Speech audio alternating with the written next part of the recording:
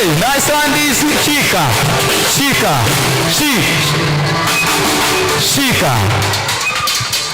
Are you ready? Simshaamka kidogo. Before nilete hiyo soda, si ndio? Mshaamka wenye mandazi na napea soda. Umesikia? Haya, kila mtu asimame. Simulijua penye mlikuwa. Kila mtu asimame. Simshakula sasa. Mko na energy? Kama ningesema mbele.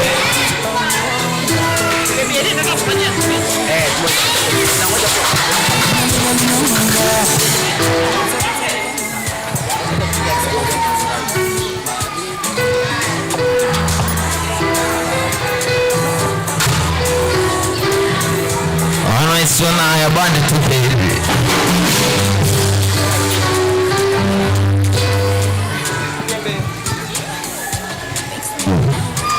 Bandi mtupatie moja alafu tuanze. Sawa. Twende kazi. Weka hivi.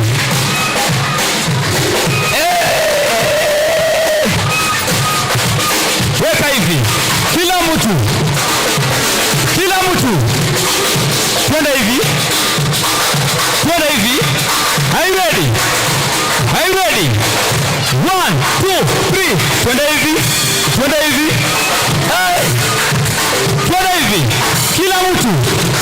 Hyperdantes. Nipe dance. Hey. Kila mtu. Hey. Wake up. Ama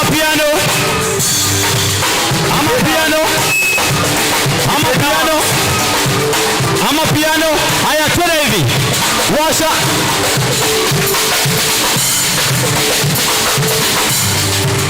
DJ. 1, 2, 3, 4. Shaka. Tuendelee ama tusiendelee? Umejua after this tena band then speech there's someone who give us a good speech after band. Umesikia? Tusimame kidogo tuchangamke. Lazima tumeshakula lunch. Kila mtu asimame. Blue Cross mnaniangusha. Blue Cross msimame juu please. Blue Cross mko na jina. Mnaniangusha Blue Cross. Cheki Blue Cross. Alright, simameni juu please. Alright. Ni kidogo 5 minutes ndio tunaendelea. Umesikia? Then we have a speech from our madam. Haya. Are you ready? Wake up.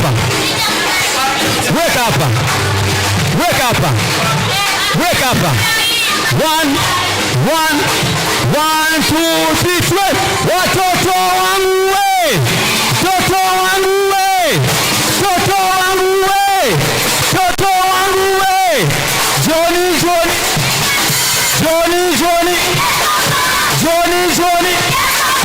Johnny. Balance the ball. Kila mtu balance the ball. Say, I take the ball. I put it here. Na pepeta. Twende. Ro ya bot. Swasti. Ro ya bot. Ro ya bot. Johnny. Watoto wangu we.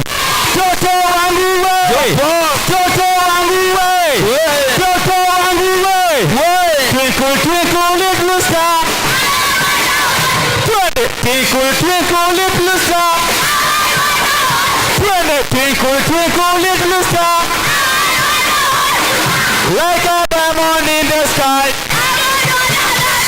Watoto wangu we.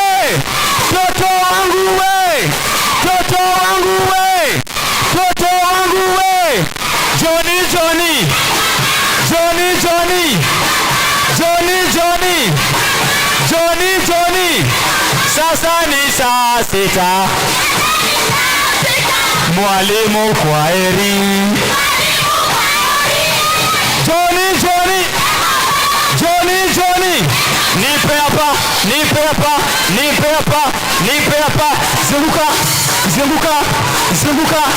Zunguka. Nipe gita. Nipe gita. Nipe gita. Haya. Nipe gita. Nice. Haya, wewe kwa miguu. Weka. Tumbo. Kiuno. Wacha. 1, 2, 3, 4. Ajipige makofi. Turudi tuketi. So right about now I want to invite Teacher Moses. Thank you very much. That was really fine. Amazing. Now, ladies and gentlemen, it's the next point where we want to have the second bit of our today's activity, which is now we're going to have just 30 minutes discussion, then speeches from small speeches from our partners. So at the moment we are having the Kisumu Kids and Teens Choir ushering in the second session of this particular program. Welcome Kisumu Kids and Teens Choir.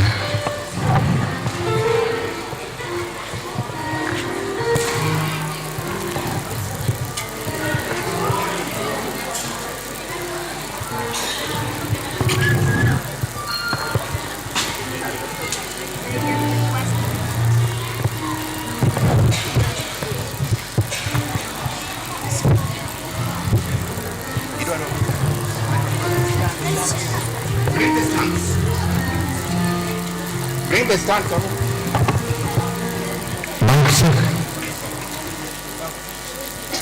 Let's try faster, a little bit faster.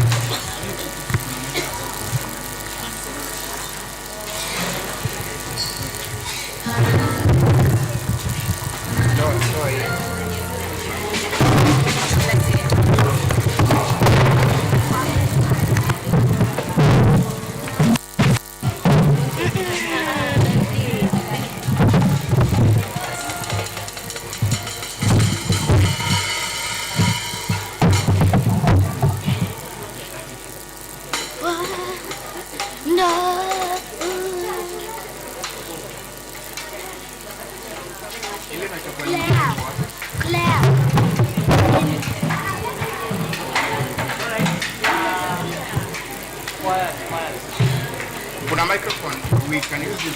Kama kuna microphone. This one's fine.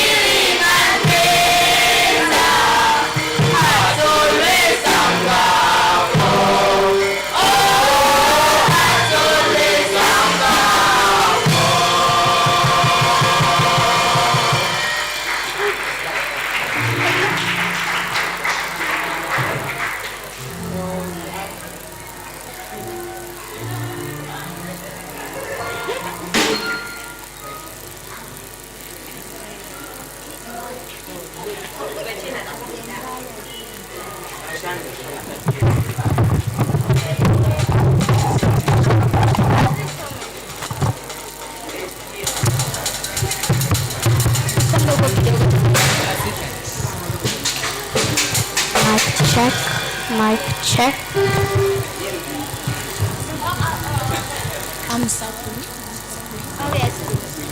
Mic check, mic check.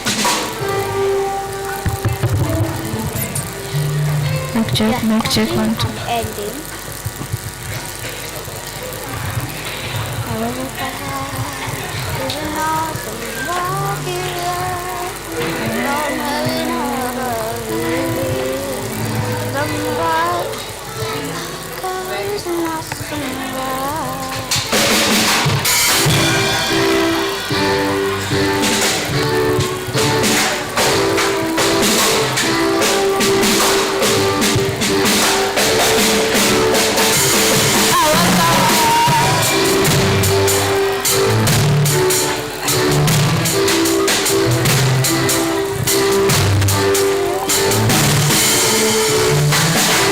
Our God is an awesome God.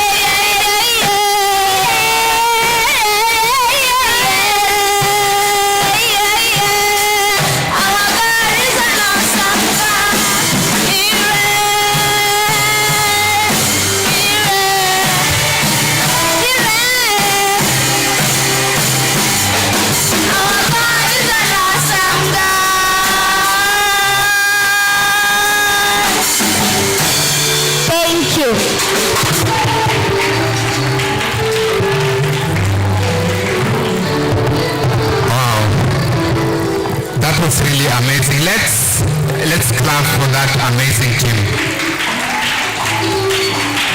Great. The Kisumu Kids and Teens Choir is a choir that is looking forward to have children of the age between 10 to 17. It will be rolling its activities as from November. The first concert will be in November, so please ensure you get in touch with Kisumu Kids Choir to pick your ticket as early as November so that you can follow them between their concerts that will be rolling next year. So at this moment, I just want us to have a 30 minutes discussion, just a 30 minutes discussion, then we shall be having our partners speaking, then we shall be showing you the singer of that song, Stop Pollution. Let me welcome the speakers of this session. We want to discuss something on children in climate accountability. We as the children, what are we supposed to do? What do we need to do? Or what simple actions can we take in climate change mitigation? So, my moderator, I need you on the podium so that we can have this set. Meanwhile, I believe you are very ready for that.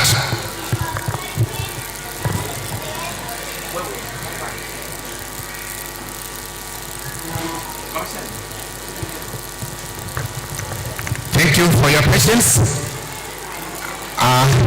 This one has been one of the most wonderful events that we've had.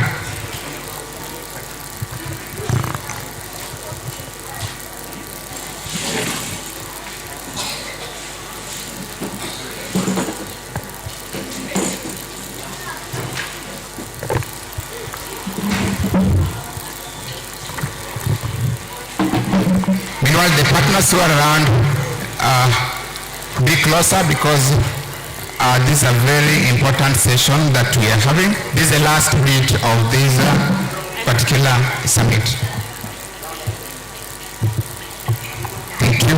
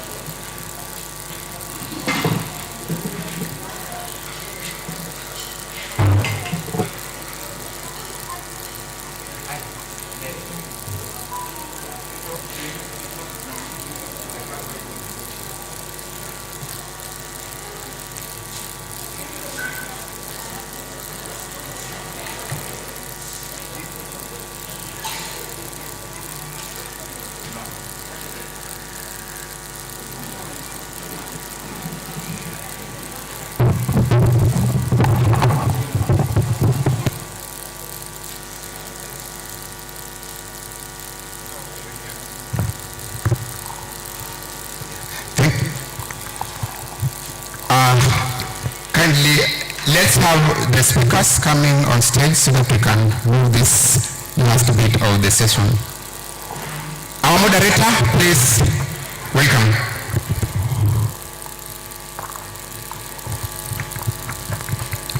Let's appreciate this team for the good work. We're requesting everyone to get in.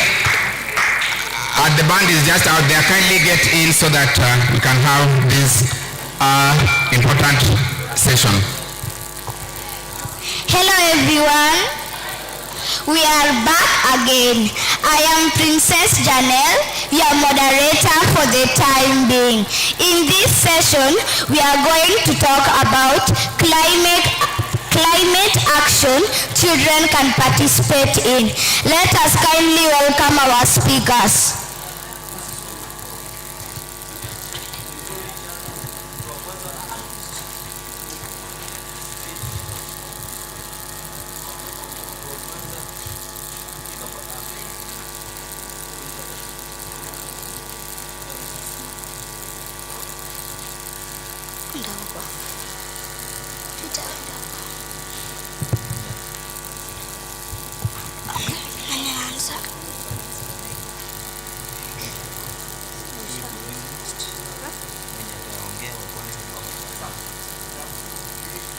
Again.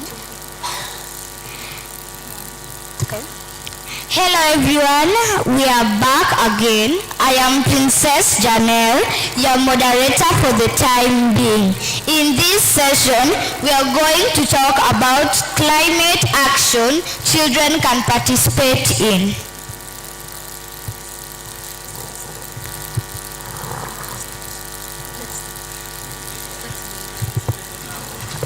Okay, my name is Peace, and I'm going to talk about learning and sharing.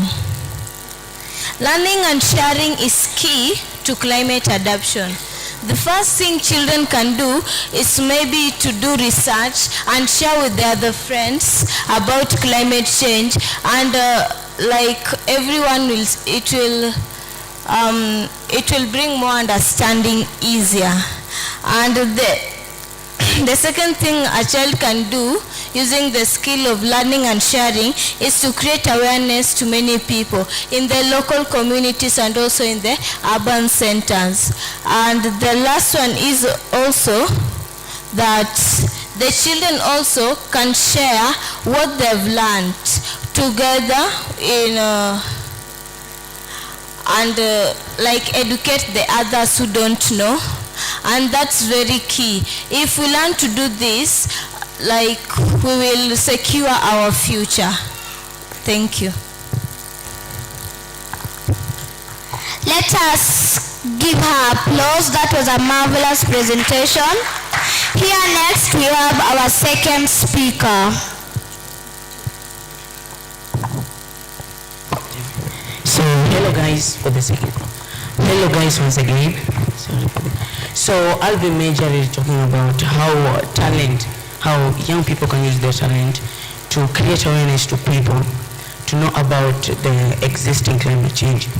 So as a person, if you use talent, let's say when you're singing, so you can sing and compose songs that talks about climate change and post them. You can post them, you can do them on a stage, and mostly you can post them in TikTok, because TikTok is where many people spend their time in.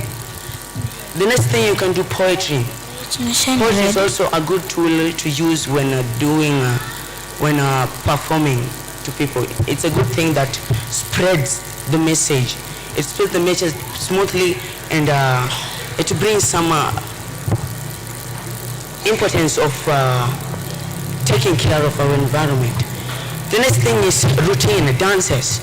You can create routines that talks about a story about climate change, global warming, their effects, and their role as climate change as a biggest threat in the environment. You can also use art, visual arts. You can paint pictures that shows the effects of climate change, and thank you. Kindly give him applause. That was a nice presentation. Allow me to welcome our third speaker. Yes, me and Benny here, we've been talking about talents, and we say that an example is creating visual arts that incorporate messages including climate change. Therefore, I made this artwork, and a way of curbing climate change that I incorporated in making this artwork was using some old cloth instead of buying a new cloth. So let me show you my artwork. I hope you'll be able to understand it. I'm going to elaborate more on it. Okay, so here, this is the artwork.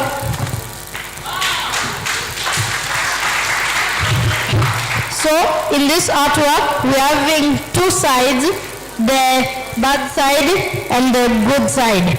On this bad side, we have many things that contribute to climate change, such as urbanization and emissions produced by industries.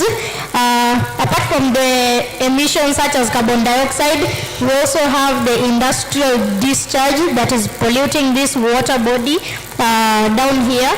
And some other human activity contributing to climate change is also littering and cutting down of trees. I have also drawn this leaf in the middle to show the effect of climate change. It can cause things like wildfires. That's why I've shown this leaf, it's burning, while on this side we're having a healthy leaf. So this is an example, but you can always use dances, you can use songs, etc. Whatever your talent or ability is to convey and express your emotions regarding climate change. Thank you. Wow, marvelous performance from them. Kindly let me welcome our other speaker. Welcome. Hello once again. My topic will be walk or bike. As children, we all have responsibilities to help take care of our environment. So, as children, we can't do such a complicated thing. So, we can walk to school. That will reduce the carbon from the cars and the buses and etc. And some people can also skate to school on the tarmac roads. You can skate to school. That will also help. You can also bike. So most people have bikes. That will also reduce the carbon. Thank you. Give her applause. That was a nice. Kindly let me welcome our other speaker. Okay. Hello. Hello once more. My name is Shirley, and today I'm going to, in this session I'm going to talk about the role of children in the climate space. Well, take it and view it on a child's perspective. That visionary lens that not only focuses on today's impact but also tomorrow's impact. As children, we are the ones who are going to inherit the earth. We are also going to inherit the ills and the misdeeds of our ancestors. And we need our voices to be heard, and we need to act now. Because as children, we are the next generation, we are the next presidents and governors of our country. And we don't want, okay, the millennials will go, and us as the Gen Zs or the Gen Alphas should take responsibility and make our earth a better place. We don't want our children or our grandchildren to live in a bad place, a place where it's not habitable for us. And we still have less than 5 years to make this happen, because after 5 years we will be working on a red line, and that's why the climate clock is here. And we also need to tell a friend to tell a friend.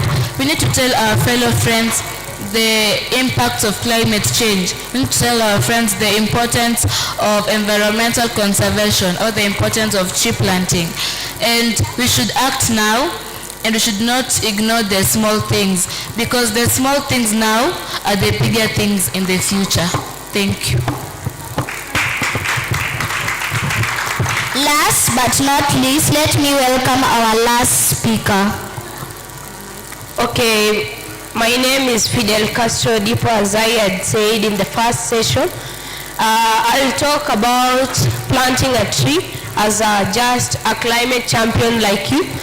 You can plant trees just the way we did yesterday, and actually this also has benefits to us, and also it is a solution to curb climate change. One benefit of planting trees: remember, one tree can sustain a maximum of 4 people a day. So it is very beneficial for us as humans to plant trees, since it will actually help us. So the first benefit of trees is that trees they purify the air. Therefore, we get a conducive atmospheric state whereby we have no carbon emissions that we breathe in, and also it helps in curbing human health concerns. Second benefit of planting trees is trees act to reduce stress. This is when one can use a tree. Just looking at a tree from a window in your room will actually reduce stress. Trees are also beneficial to us. As I said in the first session, that trees help to curb down flooding. I explained in the first session about trees trapping the carbon dioxide and other greenhouse gases in the air, and thus providing no room for heat to be trapped in the atmosphere that may lead to evaporation of water from water bodies.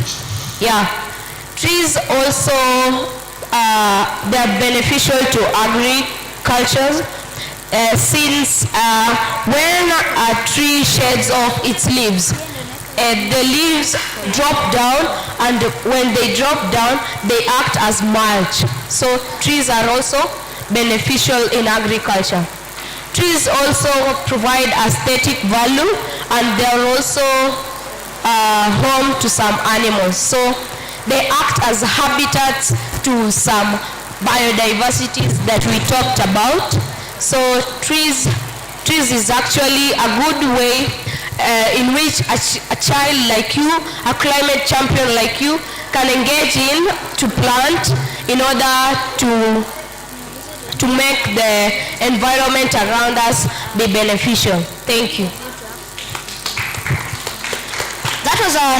That was a nice performance from our last speaker. Now to the audience. Do any of you have questions for our speakers? And we will take 3 questions. Yes.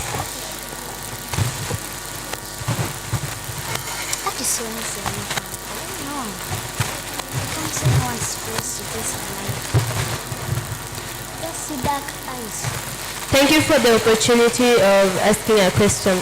My question goes, okay, I heard someone talking about this climate clock. Kindly enlighten me, what is its importance here? I mean, I don't understand what will be happening after 4 years, 342 days to come. Thank you.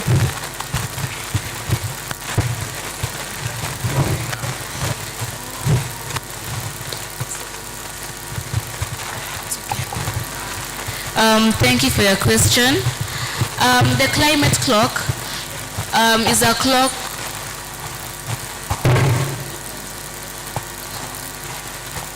The climate clock is a clock that tells us the timeline, or how long is left for us. How long, the climate clock is a clock that tells us the time left in order to curb the climate change or the climate crisis. So currently it's saying 4 years and some days. It recently turned 4 years. It was 5 years. So it recently turned. So we are left with 4 years before we walk on a red line. When I mean by walking on a red line, it's where when we walk on a red line, the changes will be more severe. There'll be more floods, more droughts, more people dying because of the droughts. Thank you. Did you understand?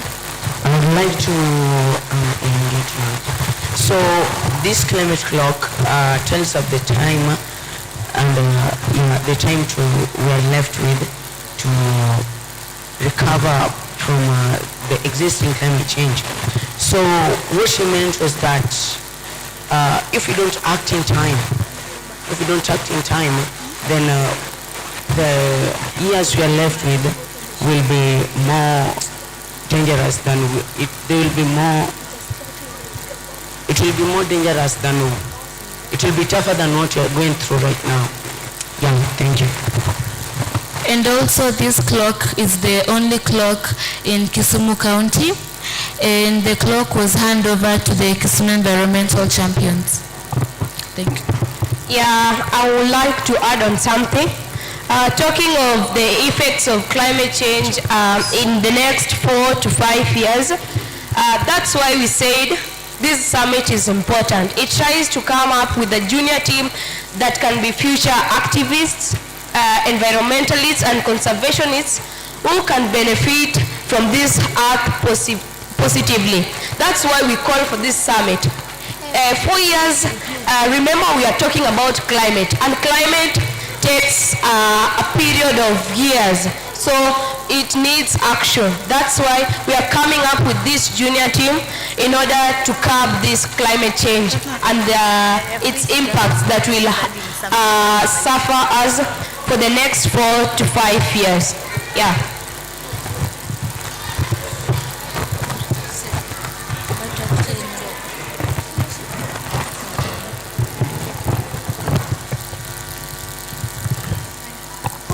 Any other question for our speakers? Yes.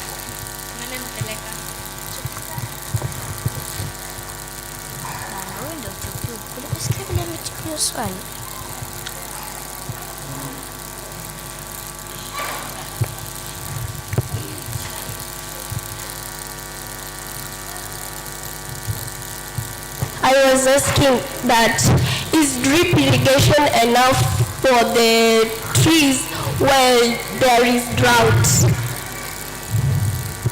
I mean, Yani, is drip irrigation enough while there is drought for the trees, for the plants and other things? That's a nice question. Is drip irrigation enough? Okay, well, drip irrigation, there are two types of drip irrigation.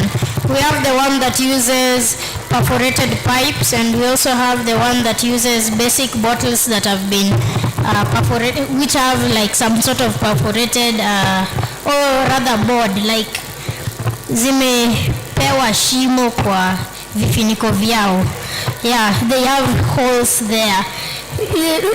I feel like that term was maybe too complex, but so basically they are good for dry seasons if you use enough water. That's one. Number two, if you use other methods like mulching so that the water cannot evaporate quickly. That can be like mulching. Okay. Yes. I have another question. Yes. And it says that, if I've already damaged the water, what can we do to the water so that it can be used again? Pardon the question? For example, the way you have grown there, I've damaged that water, yani kuna matakataka hapo. What can we do to that water so that it can be used again? Okay. Basic one that I believe that most people know will be a cleanup. Having cleanup campaigns where you just go and picking the litter, ensuring you also wear the right safety gear. Another one, there are some companies that invest in cleaning this water. For example, sewage water, they take that water, they use their machines to purify it and then return it back to the water bodies, or sometimes can take that water and maybe distribute it to other households where they'll be used for household purposes. Yes. Maybe someone here would like to add something on that? Okay.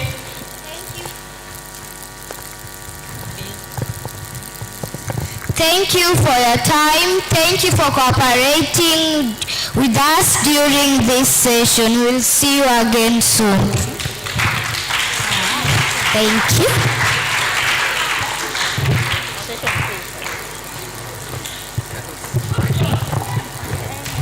Wow. That was really amazing, right?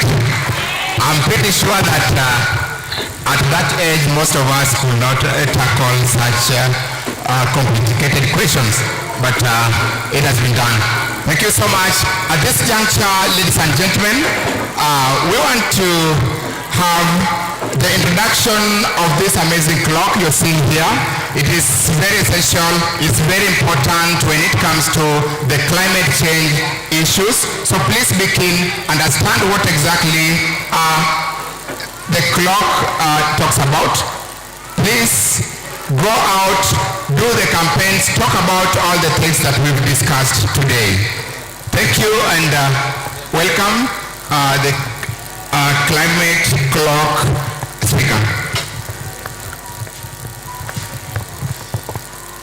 Hi everyone.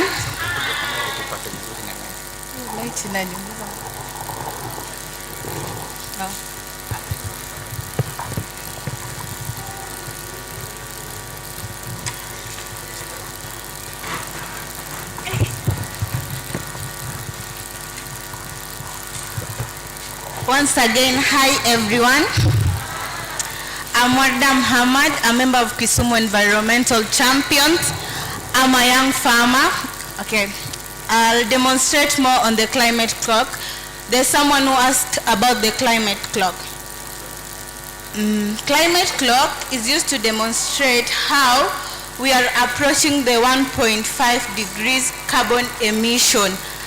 And this climate clock we are using it to show how we have little time before we are being attacked by the climate crisis.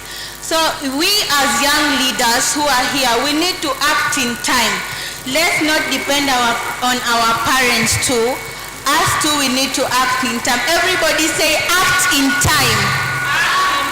Act in time before it's too late.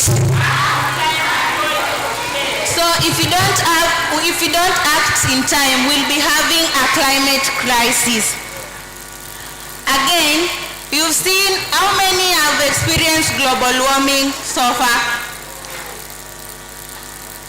Hey, wait, sim concentrate hapa. How many have experienced global warming? I can give you an example. Like if you go to Kibos area, that industrial area that is there, inaitwa kwa scrap. Mimi naita kama kwa scrap. Those people are burning a lot of things and their waste wanakuja kudump in our areas. Like if you use the Tido area, that Kunya school there, if you go there utapata hizo waste from that company zimemwagwa hapo na hakuna kenye tunaweza fanya, na hizo ndo zina lead to carbon emission. Me as a farmer nilikuwa nalima na nilikuwa natoa produces mingi. Sasa ukiangalia in Kibos where I do my farming, produces ziko kidogo kwa sababu earth iko moto sana, so inachoma vitu mingi. So we need to act in time before it's too late. This clock is not used to count the days of your birthday, nini. We are using it to show that our leaders is too late. It's now becoming too late for us. So we need to act in time. Thank you.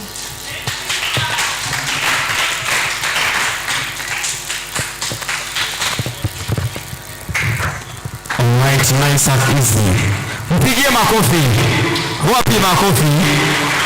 Alright, nice and easy. In the meantime, the promoter want to launch the music today. Yes. Alright, nice and easy. Nice and easy. Mko sawa? Mko sawa? Mko sawa? Alright, nice and easy. Team Kimuta, please kujeni mbele. So right about now introducing KISUMU multi-talents. KISUMU launching their first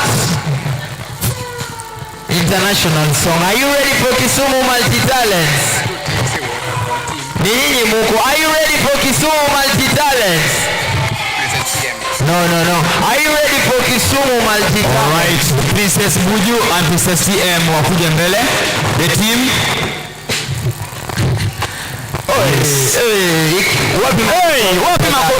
Wamevaa Kenya.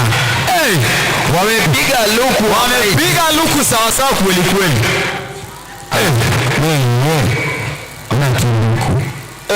Are you ready for Kisumu multi-talent? By the way, we are live from Total News. Total News. We are live. Page ya Total News ama nianze. Waende page wa like, wa follow, tuwape zawadi. When you're ready.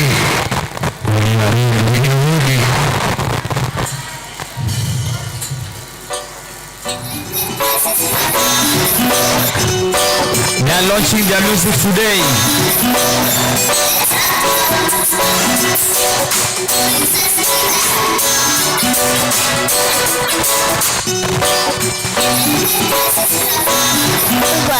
Let's act now to stop. Climate crisis is affecting the whole world. Let's act now to stop. Princess TM.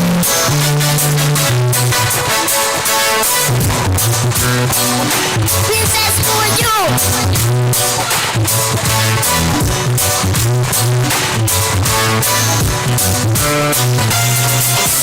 We are the children for change. We are the children for change. We are the children, the soldiers for change. We suffer the most when climate change. We are the children, our voices matter. We are the children, we must be high. Carbon emission affects us all. We suffer the most to the next generation. Money in the pocket, profits not people. We suffer the most to the next generation. Money for everywhere, you kill the children. Money in the pocket, profits not people. We suffer the most to the next generation. Trash everywhere, that's pollution. Carbon in the air, that's pollution. Cutting down trees, that's pollution. Noise in the air, that's pollution. Trash everywhere, that's pollution. Carbon in the air, that's pollution. Cutting down trees, that's pollution. Noise in the air, that's pollution. That's pollution. That's pollution. Cycle use or refuse and clean. Pick up the trash and put in the bin. Clean up the rivers and water too. Love the land, make it a better place. Let's cherish land and keep it clean. This is the one better for you and me. I love my water, I wanna make it clean. I love my land, I wanna make it green. I love my trees, I wanna make them grow. Recycle, reuse or refuse, I say. Trash everywhere, that's pollution. Carbon in the air, that's pollution. Cutting down trees, that's pollution. Noise in the air, that's pollution. Trash everywhere, that's pollution. Carbon in the air, that's pollution. Cutting down trees, that's pollution. Noise in the air, that's pollution. That's pollution. That's pollution. Clean the city, stop pollution. That's in the beat, stop pollution. Switch off the lights, stop pollution. Save the water, stop pollution. Clean the city, stop pollution. That's in the beat, stop pollution. Switch off the lights, stop pollution. Save the water, stop pollution.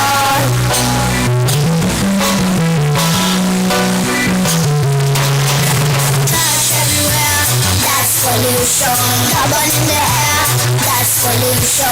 Cutting down trees, that's pollution. Noise in the air, that's pollution.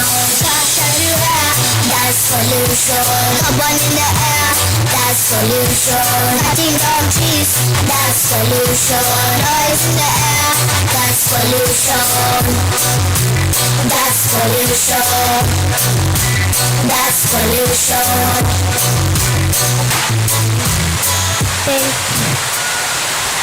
All right. Right, nice and easy. Wapi makofi yao? Wewe pia unaweza imba. Kuja. Wewe pia unaweza imba. Anaimba. Imba. 1, 2, 3. Imba. That's pollution. Cutting down trees, that's pollution. Noise in the air, that's pollution. That's pollution. That's pollution. That's pollution. Drop the trash and put in the bin. Clean up the river. Nice. Wapi makofi yao? Nice one. I saw my super MC without wasting time. Tunataka tuite models. Na models. Our super models tafadhali. Our super models. Our super models. Our super models. When our super models. Super models, please. Yes. Nice one. Also, another day to remind KISUMU Kids Climate Change Summit. Nice one. Also, our supermodels covered on Akuja. Thank you for coming. KISUMU Kids Climate Change Summit 2024 is amazing. So without wasting time, our supermodels wako ndani ya nyumba. Alafu tuko live on Total News. You like, subscribe, share. Sawa, you like, subscribe, share. Tukimaliza, thank you for coming. Bado tuko hapa mpaka masaa zake. My supermodels, when you're ready, my super DJ, when you're ready, utanipatia ngoma kwa umbali kidogo. Sawa.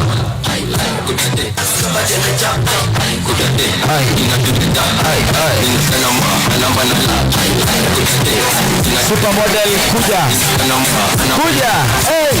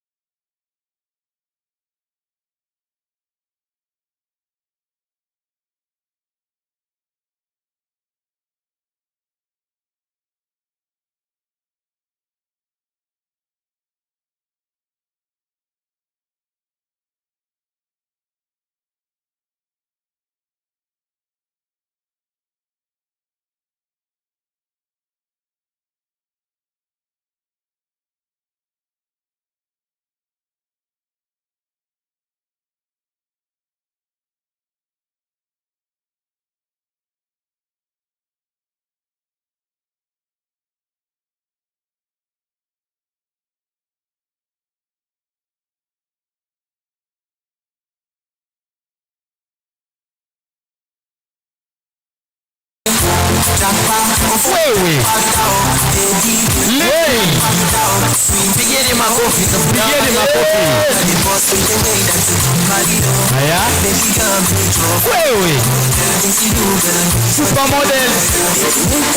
KISUMU multi-talent. Hey.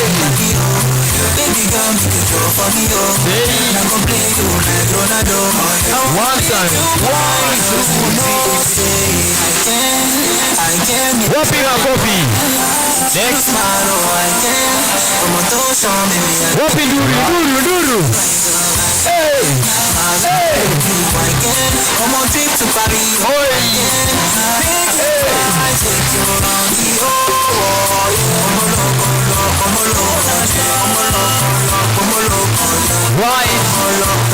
wapi makofi, makofi, makofi. Next.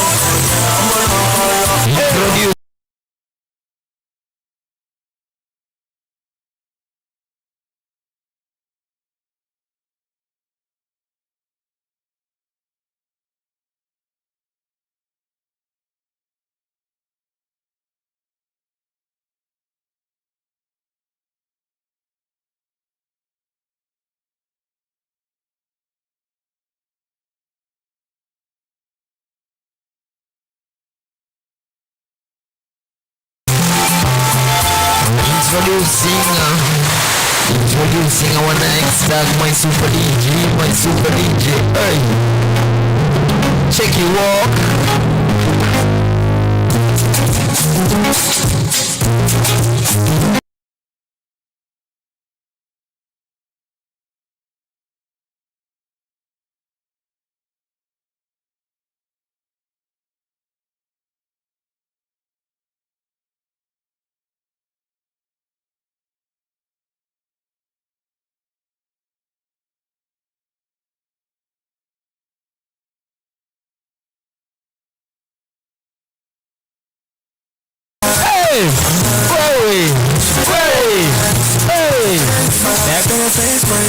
Next. Right. In the meantime, all partners, please get ready. All partners. All right. Hey. Dolan. Nice. Right. Wapi makofi.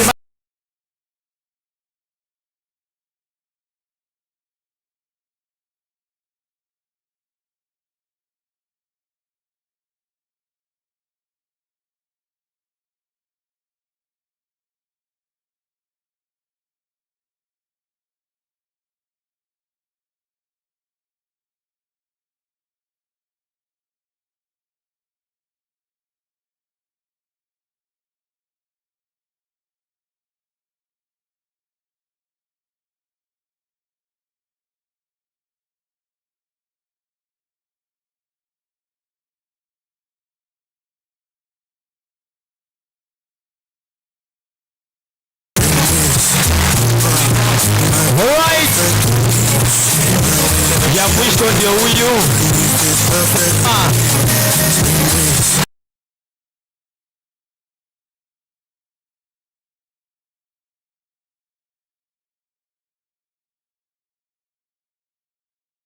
Alright.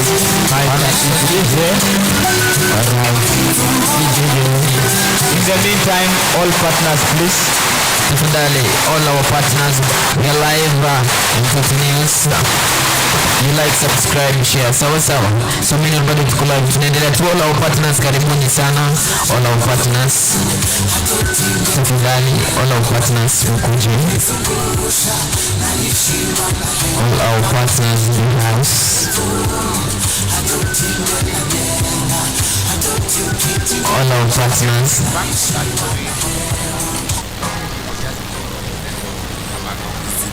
Oh, nice one. Our partners tafadhali. Okay. PSA. Kindly PSA. PSA tafadhali. Karibu sana.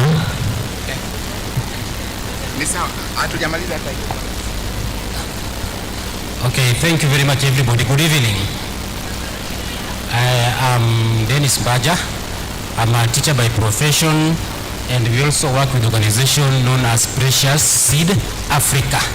Ile iko pale kando.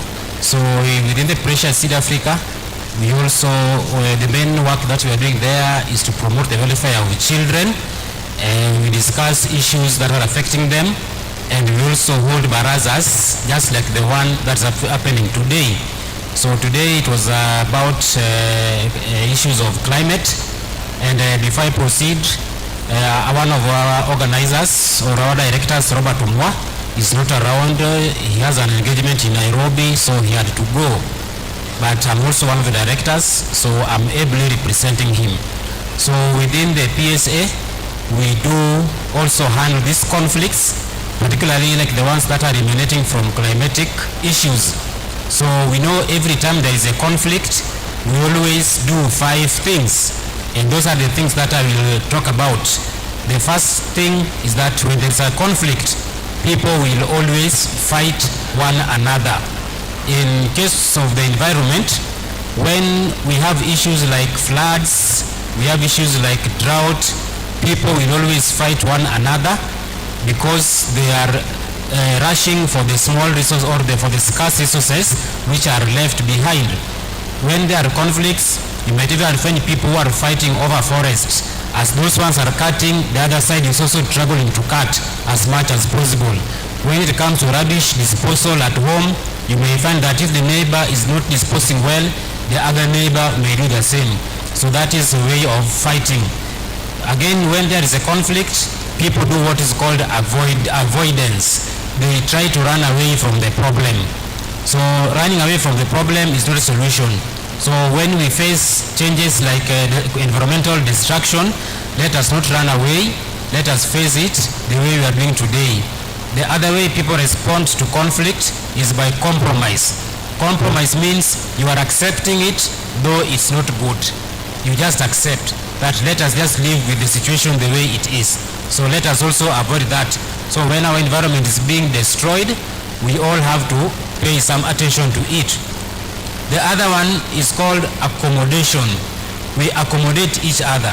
Now under this situation, when we have other people are destroying our environment, like the people who are cutting down the trees, some who are caring may decide just to say it's okay, let them do what they want so long as we are alive. You are accommodating, and accommodating any kind of conflict is so dangerous because at one time people will boil up and then they will go back to fighting. But the best way of solving a conflict, which is the fifth method of conflict resolution, is by collaboration.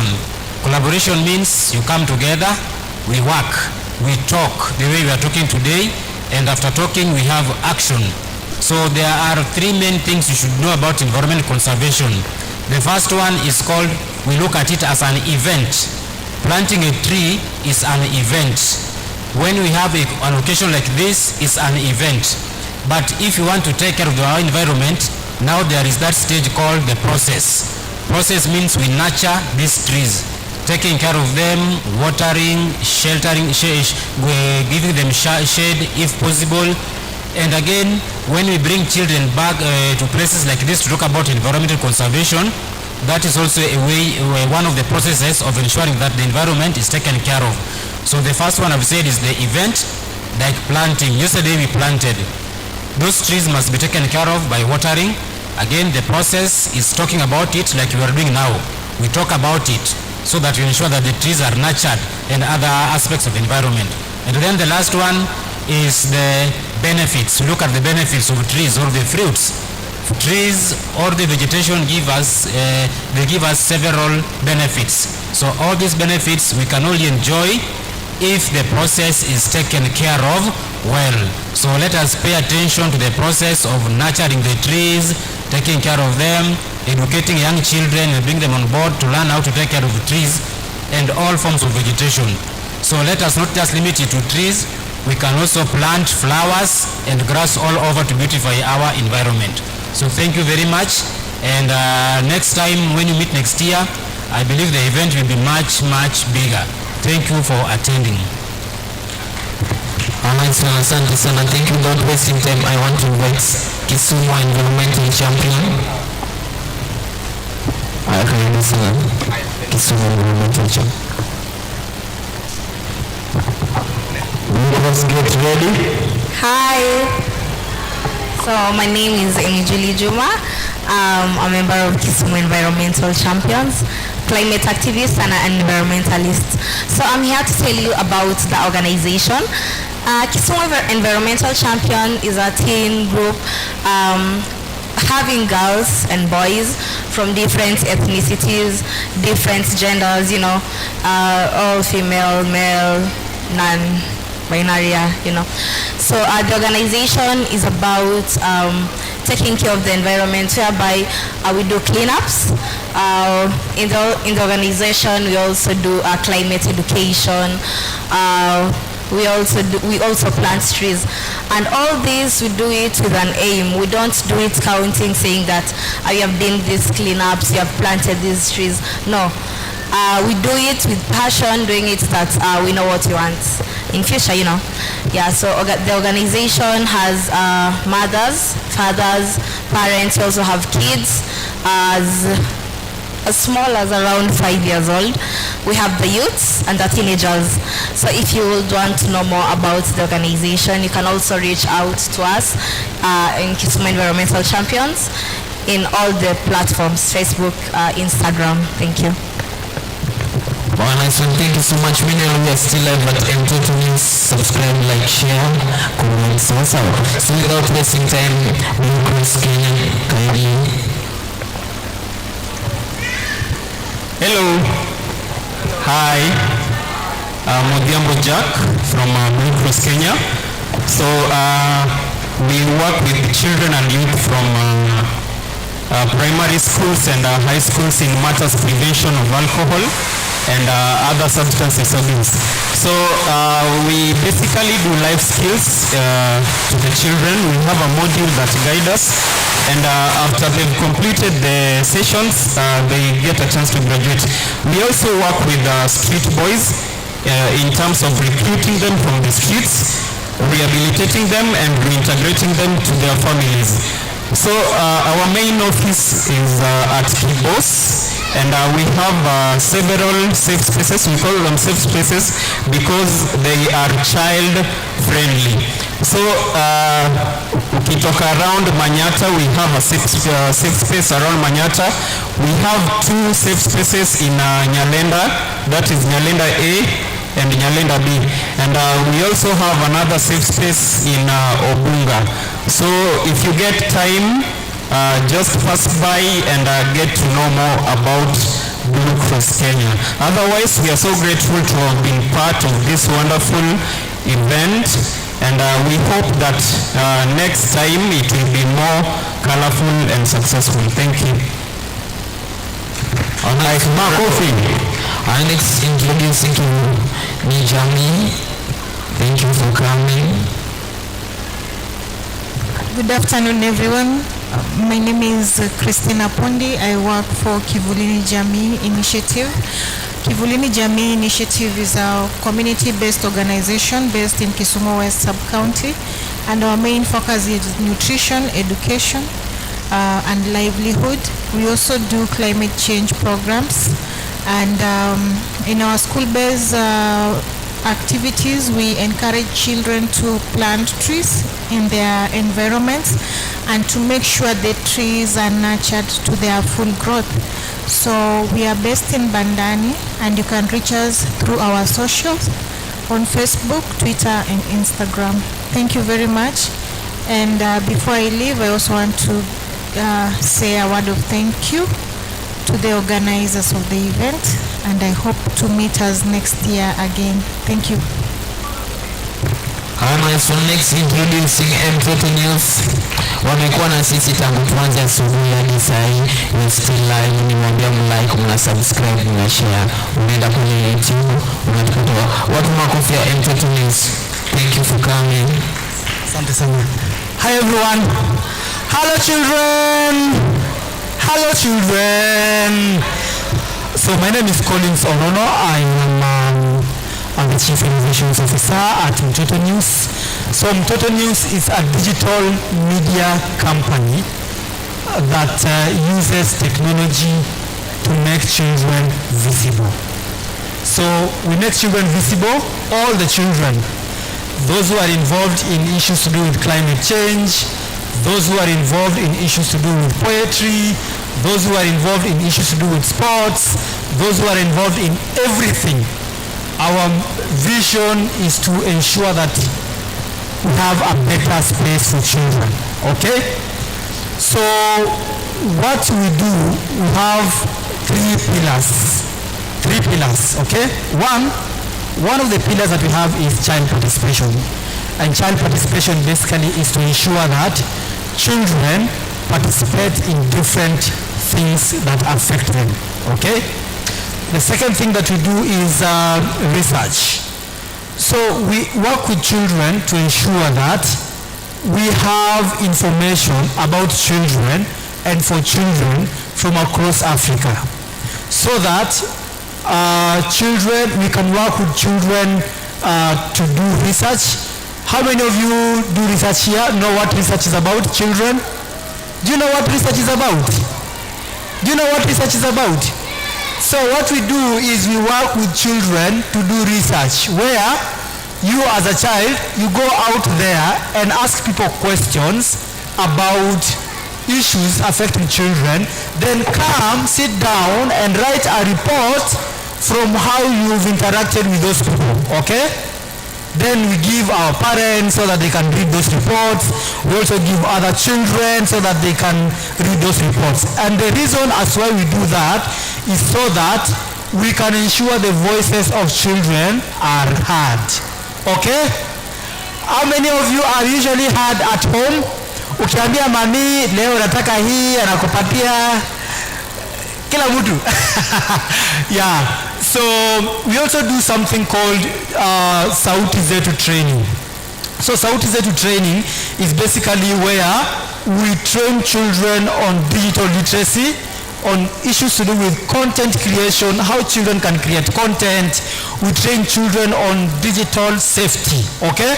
How children can be safe online when using phones, what you should do when you meet bad people online, okay? Then the other thing that we do, then we have a platform that is called SPAN, Students Press Association Network. SPAN is a platform where we go to schools and engage children, training children on how to create content in schools, on how to work with, to work in clubs. So you can invite us to your school. We come to your school. We work with you to come up with a journalism club if you have it.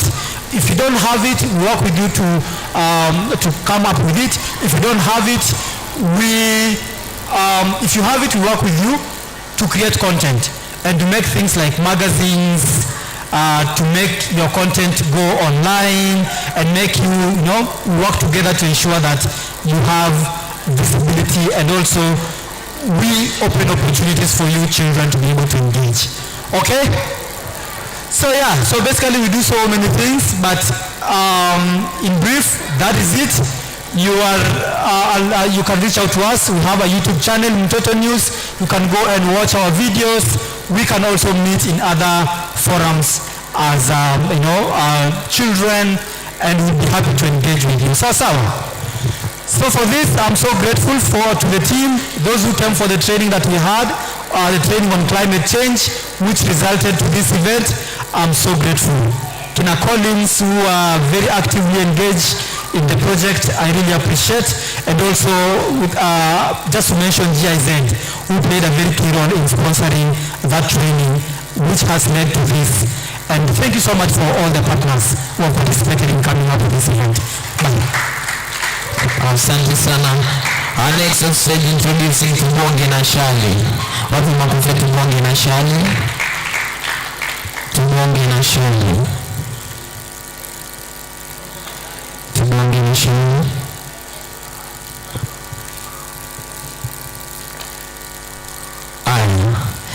Steve, when you're ready.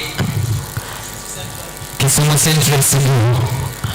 Kisumu Central, kama bado wako ndani ya nyumba tafadhali. Kisumu, wapi makofi ya Kisumu Central? Karibu sana. Hello everyone. I'm John Movin. I'm happy for this event that we started yesterday up to now. And I want to appreciate all the organization that participated in this and all the children who participated in this. First of all, your organization is KISUMU Youth Central, and we do a lot of things in our organization. We have projects like poultry keeping. We have projects like poultry keeping. We also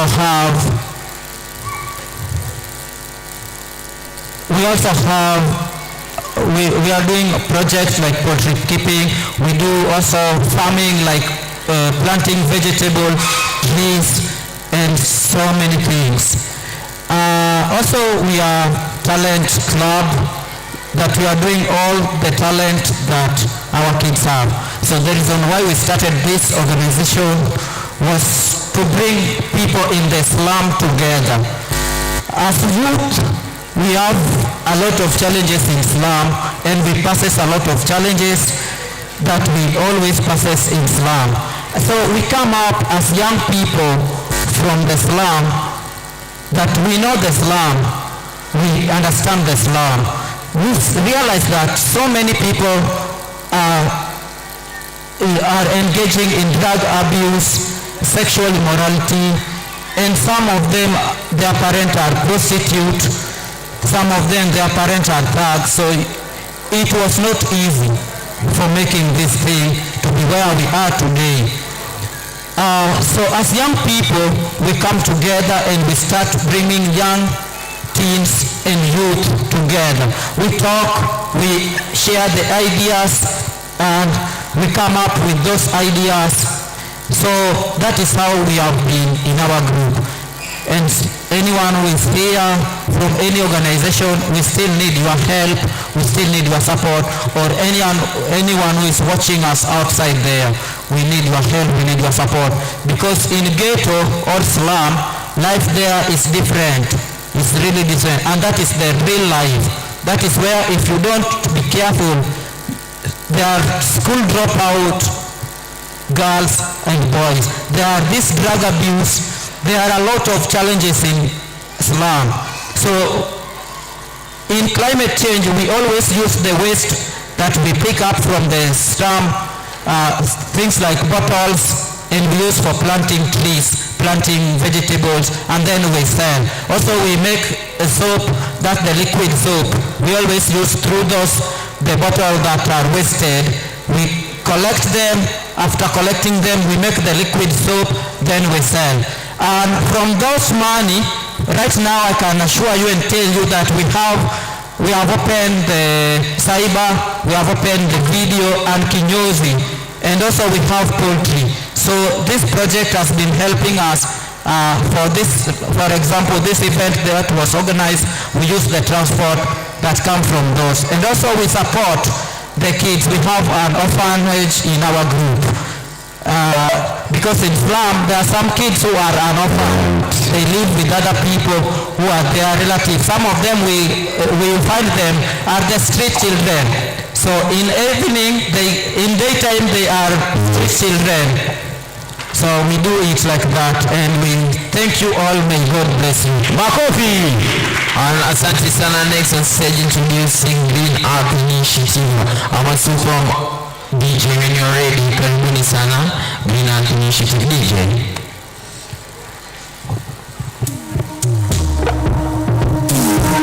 Karibu sana Green Earth Initiative. Hey. Green Earth, Green Earth, Green Earth.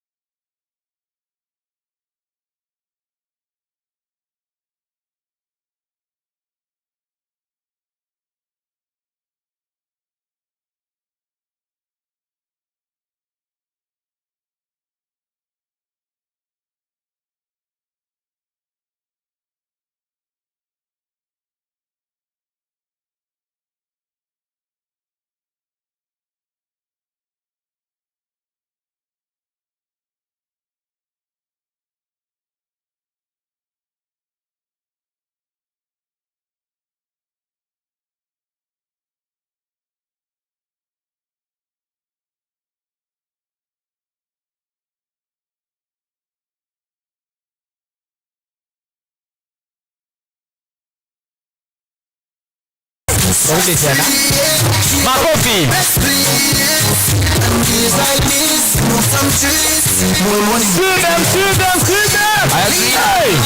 Hey.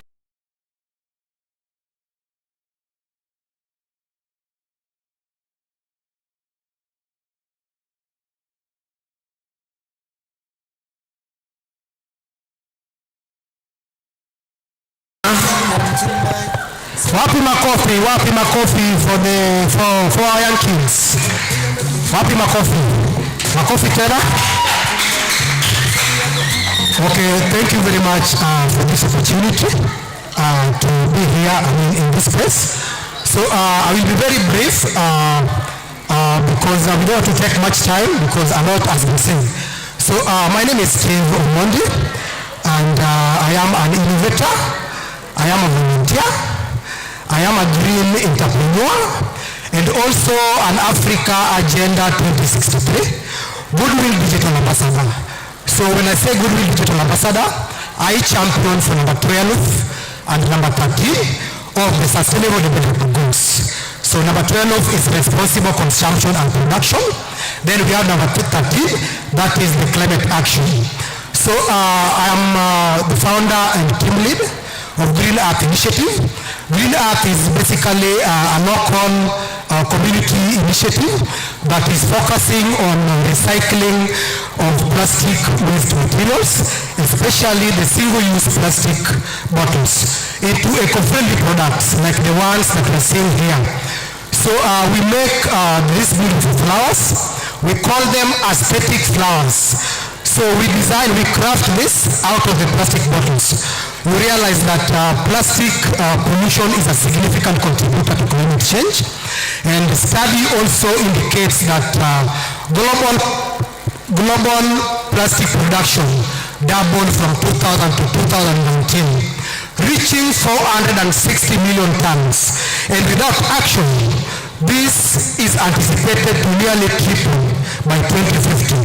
So the uncontrolled production of plastics is accelerating the triple planetary crisis. That is the climate crisis, the nature crisis, or the biodiversity loss, or the pollution crisis. So we actually focus on this. We do recycling, and as we are all aware, when we saw the first session when we had our first speakers, we heard about reusing and recycling of plastic waste materials. So basically this is recycling, and it is a very rare concept in KISUMU County, a very rare concept. So what we actually do is we enhance environmental sustainability by blending recycling and also empowering vulnerable girls and the kids on innovative recycling schemes so that we increase our base and also the impact that we're creating in the community. So I'm really glad to be part of this incredible event. Really happy, and I'm impressed. I thank the organizers of this incredible event for this beautiful space and to share with our kids on innovative recycling concepts and skills, and to encourage ourselves to embrace the 3 R's, that is reusing, reducing, and recycling. So thank you very much, and I'm really glad, and I'm looking forward to more fruitful engagement in the future. Thank you very much. Nice. And DJ.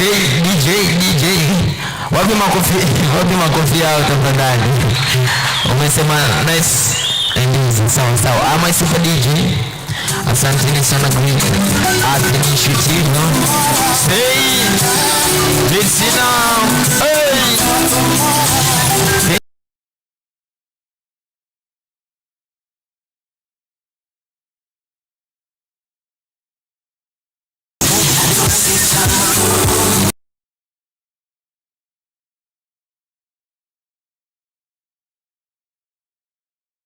Introducing Bright Future Collins. Bright Future. Meanwhile, we are still live on Total News. Wanna like and subscribe and share pale nyumbani. Thank you for always tuning in to our channel. Sawa. kabisa. Alright. A bright future when you ready? Bright future? Karibu sana. Karibu. Thank you so much. My name is Collins Otindo Chieng. Collins is a teacher by profession. Besides that, I'm also a certified positive discipline coach, and I mentor parents, teachers, and students on ACCEPT. ACCEPT simply means Adlerian counseling concepts for encouraging parents, teachers, and students. I'm also the founder and executive director of Bright Future Kenya. Bright Future Kenya is an international organization, and the mother of our organization is in the Netherlands. We also partner with other organizations in France and in the USA to bring change in the community. Bright Future does environmental conservation, where we plant, nurture, and celebrate trees. We know that trees are very good carbon sponge, and that's why we focus on planting, nurturing, and celebrating trees. When I talk of planting, nurturing, and celebrating trees, I mean we grow trees. Remember, there is a big difference between planting of trees and growing of trees. So planting of trees, you can just dig a hole, then you place that tree there. You don't even do maintenance practices like watering and weeding the same tree. So that one you will be doing zero work. So that is what is called planting of trees. But when you talk of planting, nurturing, and celebrating trees or growing of trees, it means you plant that tree, then you do the maintenance practices like watering so that the same tree can survive. It's true that without trees we would have not been here, because those are our main supplies of oxygen that we breathe. Research tells that one huge tree can supply oxygen to up to 4 people in a day. So it means if you check the environment around, we still have very many trees that we need to grow. The same research tells that trees in urban can actually sponge up to 822,000 tons of carbon in the atmosphere. So it means we have a long way to go, like when it comes to planting, nurturing, and celebrating trees in the urban areas. And that's why we made up our minds to actually come and plant trees in town here. So we also do child protection, where we protect children from violence, from exploitation, from neglect, among other social ills that children face while in the community. We do this to make the children do better. So in positive discipline, it is clear that a child will always do better when he feels better. So that's why we also take positive discipline as a very, very, very key thing when it comes to children. We also do philanthropy work, where we support the vulnerable, widows, and orphans in the community. Apart from that, we also do education, where we identify the most vulnerable children in the community and take them to school. Right now, I can say that this year we sponsored a total of 4 children, and they are learning at Obede Secondary School. We paid on their fee. So that is actually what we do. Before I stop, I want to thank everyone who made this summit a success. I thank Mtoto News. They have been key here. Actually, this summit here originated from Mtoto News because I think some months ago we had a training at Victoria Comprehensive School where 40 young climate champions, children were trained to become young climate champions. So from there, we came up with this big summit. So I still thank Mtoto News so much for this event because it's because of them that we made this event to become a success. I also thank all those who participated to ensure that we had a successful Kids Climate Summit in Kisumu. I cannot forget to thank my friend John Onyango. John Onyango, you can just stand so that they see you. That is called John Onyango. He played a very huge role here to ensure that this summit is a success. He talked to his friends who gave us actually some materials that were used in this summit. And we say, may God bless you, Mr. John, and continue bringing change in the community. With those very many remarks, I say thank you once again. And this summit, this is 2024. So each and every year we'll be having Kids Climate Summit in Kisumu. So this one is just for 2024. It means even 2025 we'll have a very big Kisumu Kids Climate Summit. And we still encourage you to come on board so that we can learn so that we protect our mother planet. Thank you so much and may God bless you. Asante sana, thank you so much. Next, introducing Tubonge na Shali. Tubonge na Shali. Tubonge na Shali next on stage. Wapi makofi ya Tubonge na Shali? Alafu madalfu mkwetu. Karibu sana Super CEO. Tubonge na Shali. Woo! Hello everyone. My name is Shali Akinya Chieng. I am 14 years old. I am a young environmentalist, a robust climate activist, a conservationist, and currently the Miss Greening Kisumu County Ambassador in charge of tree planting and environmental conservation in Kisumu County. One of the campaigners for the hashtag Let Lake Victoria Breathe Again campaign, and a member at KISUMU Environmental Champions. Tubonge na Shali is an organization specifically for environmental conservation and also plastic waste management. I recycle plastics and I make them into new things like household decorations. And these plastics, I collect them when we go for the cleanups with organizations and my friends.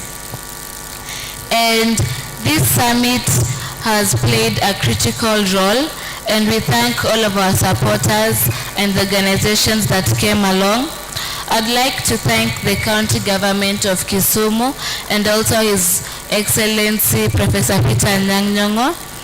The county government of Kisumu has shown us that the environmental crusades does not end in the boardrooms, but it also needs to be shown by the passion of the children of Kisumu County.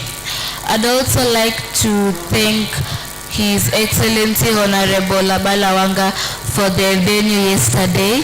It was such a great time there yesterday where we planted trees, around 200 trees in Victoria Primary School, and we had the pre-summit yesterday at Victoria Park.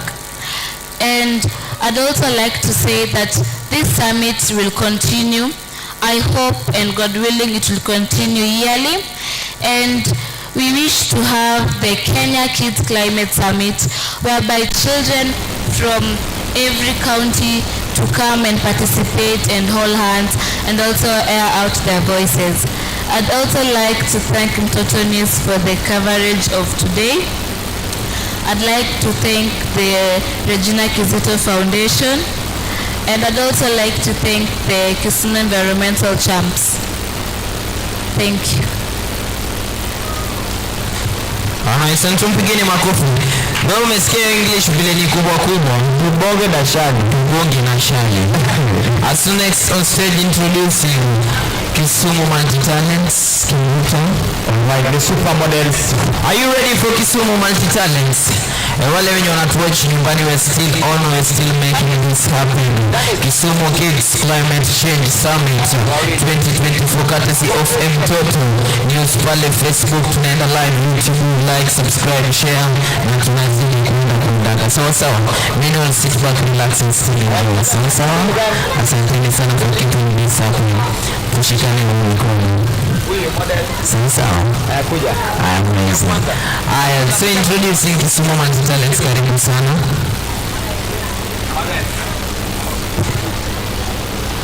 So without wasting time, I want to introduce our supermodels who are walking over. Then you can see our super DJ when you're already introducing our KISUMU Multi-Talents models. Karibuni sana. Alright. Genie X66.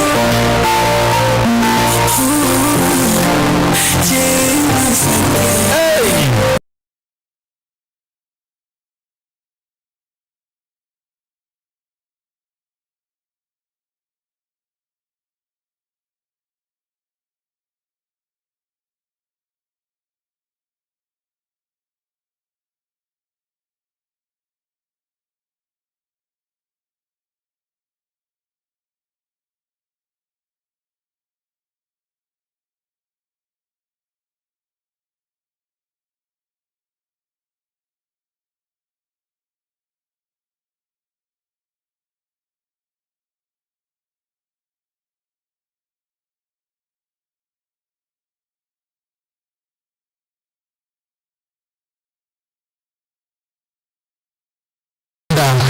Teacher Moses, wapi makofi ya Teacher Moses akikuja, karibu sana.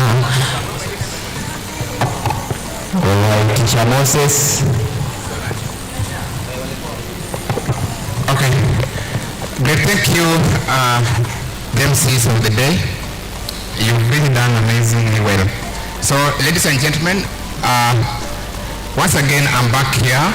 I want to introduce myself again. If you've not come across me, I'm Moses Otienondu, the founder of KISUMU Multi-Talents organization. KISUMU Multi-Talents is a kids and youth-led organization that works with young people from the age of 5 to 17. Our work is to identify, nurture, and develop young artistic potentials. Various things that we do include fashion and modeling. We use modeling as a tool to reach out to the world. We do poetry. We do musical instruments. The instruments you see here are the properties of KISUMU Multi-Talents, where we help children realize their potential and create the space for them to showcase it. We do a lot of things. You can search on KISUMU Multi-Talents page on Facebook to get more about us. About KISUMU Kids and KISUMU Kids Climate Change Summit 2024, we have made this event to show the world that children can use various ways to reach out to the world. They can use talents, like we've seen a lot of talents here, to preach the gospel. I'm sure that when you see, it sticks in your mind. But when you hear, sometimes you forget. So we want to show it through acting, through singing, through dancing, or through poetry, drawing, painting, and all that to make it to the world. Thank you so much, everyone who participated in this particular event. We are looking forward to having this event bigger next year. I want to promise you that next year when you come to this summit, you'll find a different thing, a very huge thing than you have seen today. We appreciate everyone.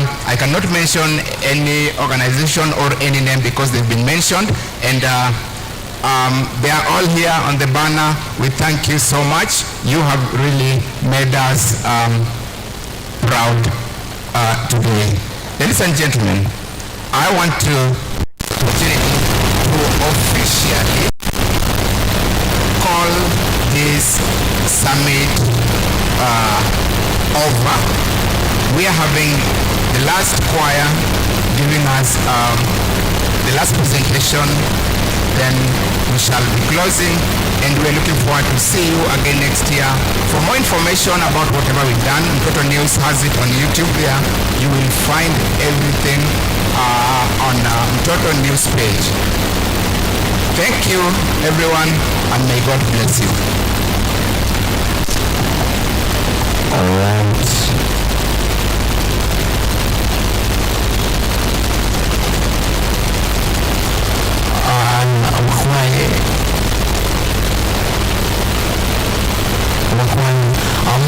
Si live photo session bado inaendelea hapo kwenye pwani. Nice.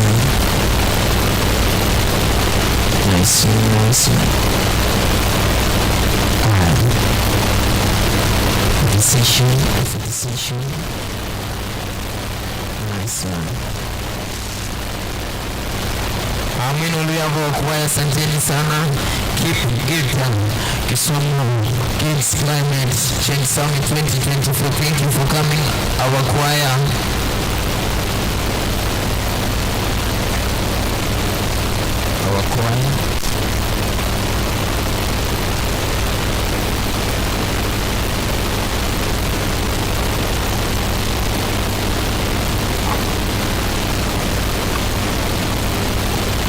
Introducing our super choir, Mtoto News. Thank you for making this happen. Asanteni sana kwa wale wamefika, na kwa wale walikuwa nyumbani, thank you for keeping it. KISUMU Kids Climate Change Summit 2024. Thank you. Unapiga gita. Piga kichwa bila.